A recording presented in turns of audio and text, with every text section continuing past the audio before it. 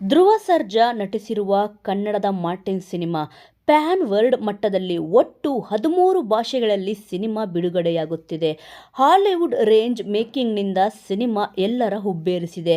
AP Arjun action cut ಹೇಳಿರುವ ಚಿತ್ರದ trailer ಅದ್ಭುತವಾಗಿ ಮೂಡಿಬಂದಿದೆ.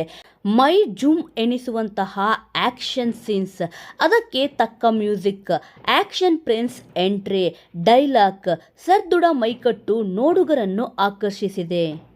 ಇನ್ನು ಸಿನಿಮಾ ಅಕ್ಟೋಬರ್ 11ರಂದು ವಿಶ್ವಾದ್ಯಂತ ಅದ್ದೂರಿಯಾಗಿ ತೆರೆ ಕಾಣಲಿದೆ.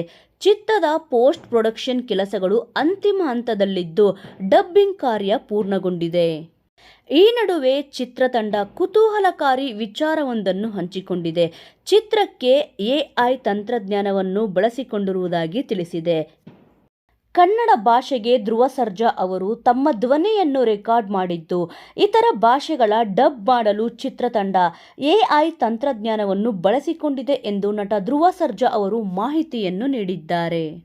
ಇನ್ನು ಸಾಮಾಜಿಕ ಜಾಲತಾಣದಲ್ಲಿ ಎಕ್ಸ್ನಲ್ಲಿ ತಮ್ಮ ಅಭಿಮಾನಿಗಳೊಂದಿಗೆ ಮಾತುಕತೆ ನಡೆಸುತ್ತಿದ್ದ ಸಂದರ್ಭದಲ್ಲಿ ಧ್ರುವ ಸರ್ಜಾ ಅವರು ಈ ವಿಚಾರವನ್ನು ತಿಳಿಸಿದ್ದಾರೆ. ಕನ್ನಡದಲ್ಲಿ ನಾನು ಡಬ್ಬಿಂಗ್ ಮಾಡಿದ್ದೇನೆ, ಆದರೆ ಚಿತ್ರತಂಡ ಇತರ ಭಾಷೆಗಳಿಗೆ ಡಬ್ ಮಾಡಲು ಎಐ ತಂತ್ರಜ್ಞಾನವನ್ನು ಬಳಸಿದೆ. ಈಗಾಗಲೇ ಡಬ್ಬಿಂಗ್ ಕಾರ್ಯ ಪೂರ್ಣಗೊಂಡಿದೆ ಎಂದು ತಿಳಿಸಿದ್ದಾರೆ.